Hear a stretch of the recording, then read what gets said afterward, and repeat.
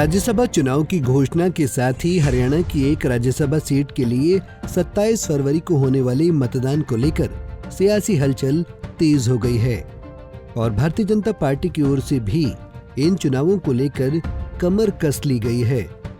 विधायकों की संख्या के अनुपात के हिसाब से भाजपा कोटे से हरियाणा से राज्यसभा का सदस्य चुना जाना तय है।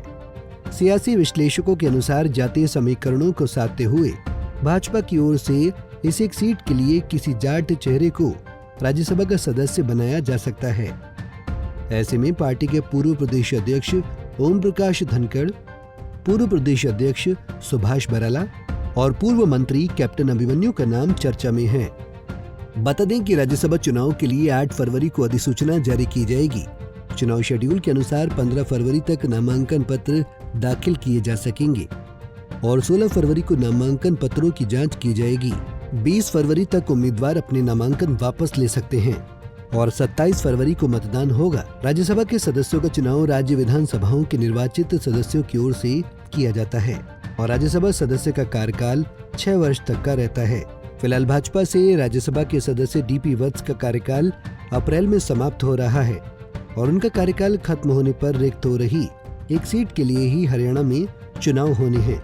वहीं सियासी विश्लेषकों का मानना है कि जाट समुदाय से ताल्लुक रखने वाले ओम प्रकाश धनखड़ का प्रदेश अध्यक्ष के रूप में कार्यकाल खत्म होने के बाद पिछड़ा वर्ग को रिझाने के मकसद से ही पिछले साल 27 अक्टूबर को पार्टी के शीर्ष नेतृत्व की ओर से कुरुक्षेत्र के सांसद नायब सिंह सैनी को प्रदेश अध्यक्ष बनाया गया था। इससे पहले 2019 के विधानसभा चुनाव में जाट समुदाय से ताल्लुक रखने वाले भाजपा के बड़े नेता कैप्टन अभिमन्यु, ओम प्रकाश धनखड़ और सुभाष बराला चुनाव हार गए थे।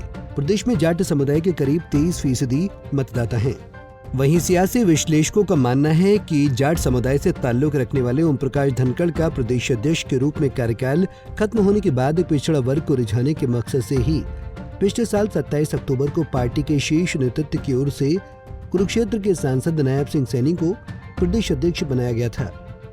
इससे पहले 2019 के विधानसभा चुनाव में जाट समुदाय से ताल्लुक रखने वाले भाजपा के बड़े नेता कैप्टन अभिमन्यु, ओम प्रकाश धनखड़ और सुभाष बराला चुनाव हार गए थे।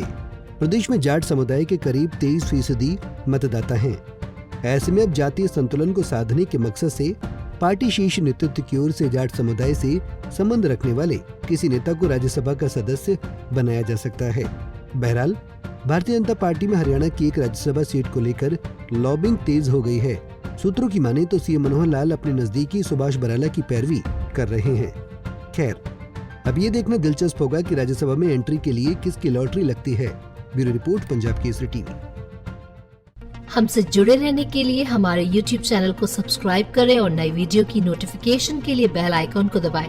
अगर आप ये वीडियो Facebook पर देख रहे हैं तो लाइक जरूर करें और ज्यादा से ज्यादा शेयर करें। धन्यवाद।